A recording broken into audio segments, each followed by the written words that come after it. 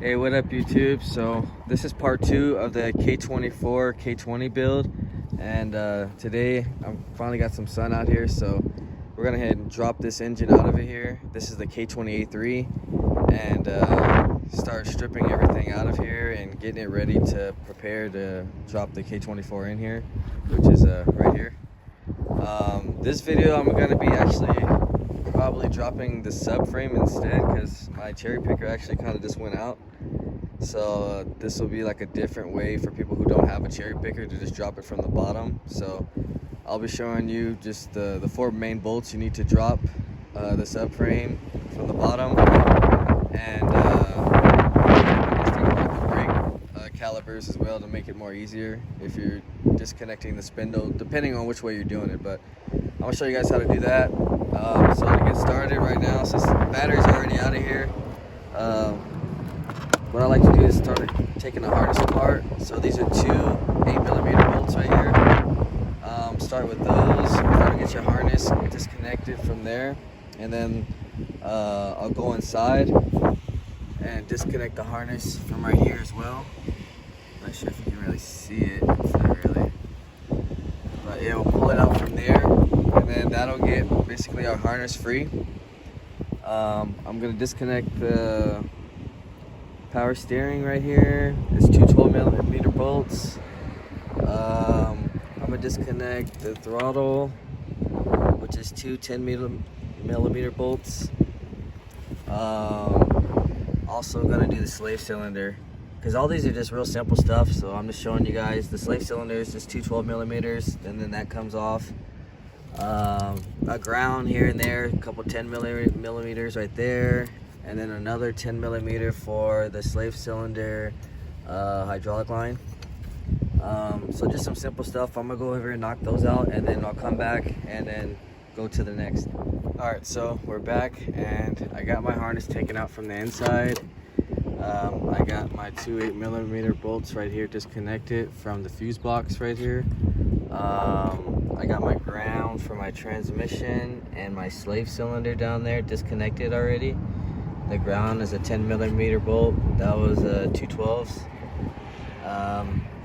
I was gonna take this power steering pump off, but since this is an aftermarket pulley, it's not factory, so it's actually blocking. So I'm gonna just take these 2 10mm bolts off and this hose, and we'll just drop it. So when I just take off the tensioner belt and everything, it'll be a lot easier to get to. So we'll skip that for now. I got throttle cable all taken apart right now, the 2 10mm bolts. So the next thing we're gonna be getting to is we got 3 12mm bolts right here for the shifter. We got these little pins, they're just cotter pins. We're gonna replace those because those are kind of crappy. I'm gonna disconnect the shift linkage right now.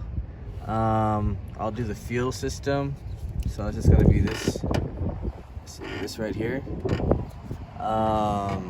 and start taking apart the harness, just getting it ready so you can get it ready to put on the other engine. And probably gonna take this AC line off, and then I think I'll get to maybe taking the bumper off, because we're gonna be dropping it from the bottom. So it's just these little, just get a flat head to take these off, and probably like a Phillips on the sides, and that should come right off. And then we'll take off this T-bar, which is a 10mm right here, 10 right here, and then the center down here there's another 10mm, and we'll go ahead and take that off, and then we'll see what we're going to be doing next after that. Alright guys, so we're back right now. I took the bumper off, and I got to the T-bar. The T-bar did have 2 more 10s right here, and we got to the shift linkage as well. So it was just 3 12mm bolts and some cotter pins. I completely took off the engine harness now, so I mean everything's simple clips, guys. I mean you just literally just use your thumb, plug it in, and rip it out. So there's 4 up here. I got the injectors, and then there's a crank,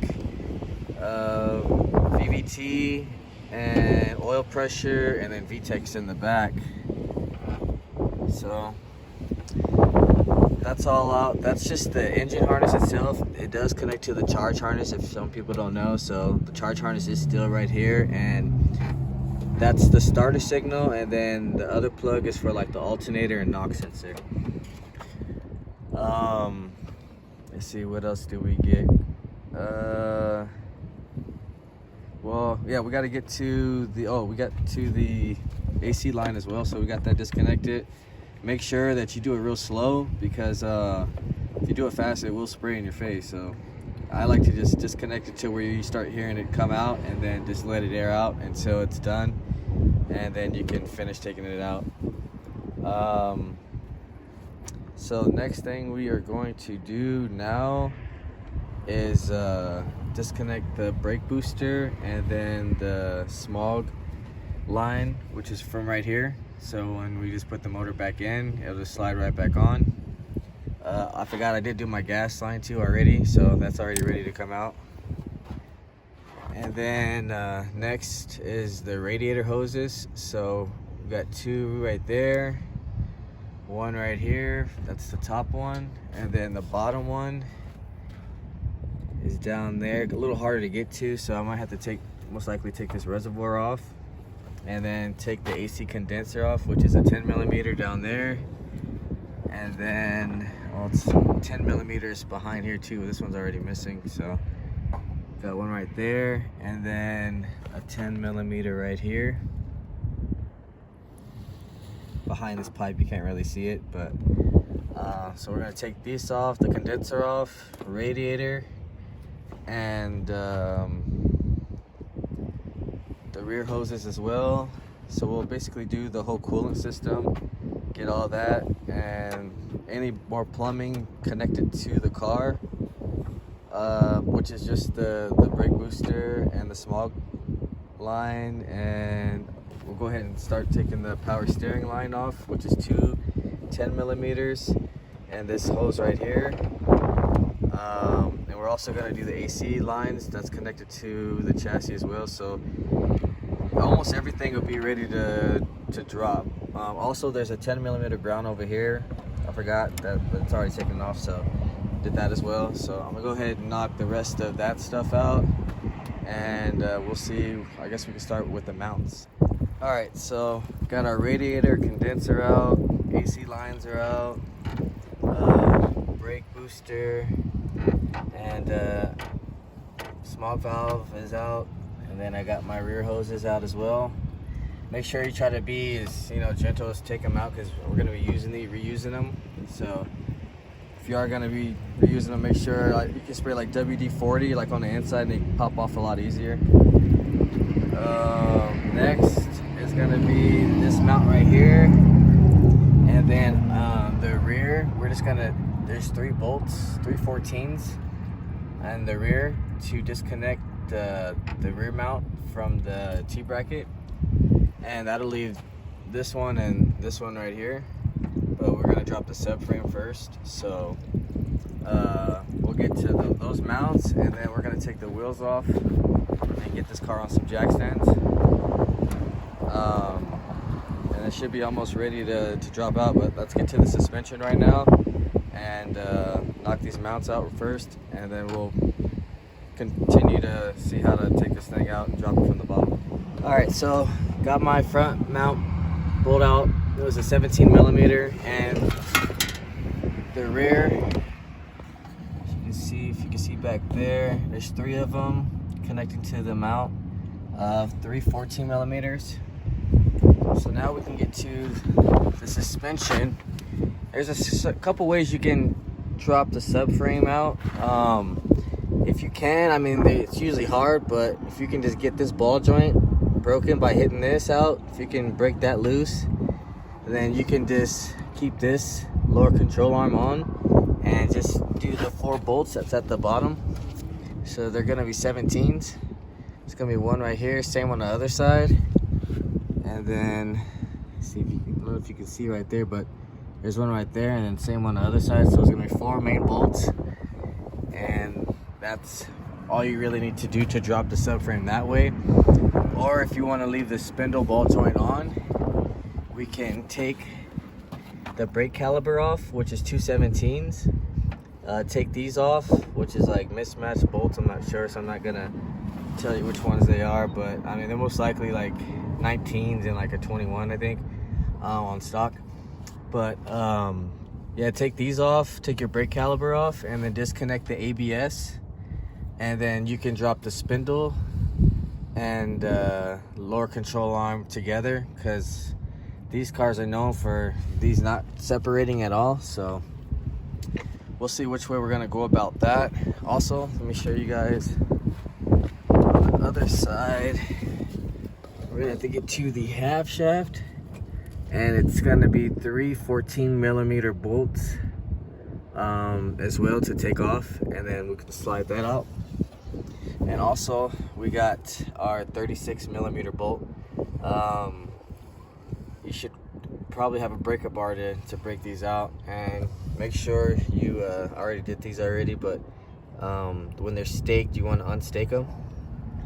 And that's basically it, guys. So right now I'm gonna try to pop these axles out and drop the subframe and get back to the last 2 mounts and whatever else we need to finish dropping this motor out. All right, so subframe is dropped, half shaft with axle is dropped out.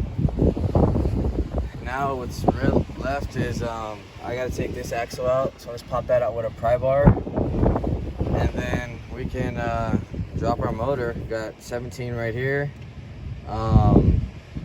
To make sure you don't bend and bind when dropping this one, it might be easier to just drop all 3 of these bolts so the tranny drops flat, or sometimes it can get caught hanging up and you end up busting that mount.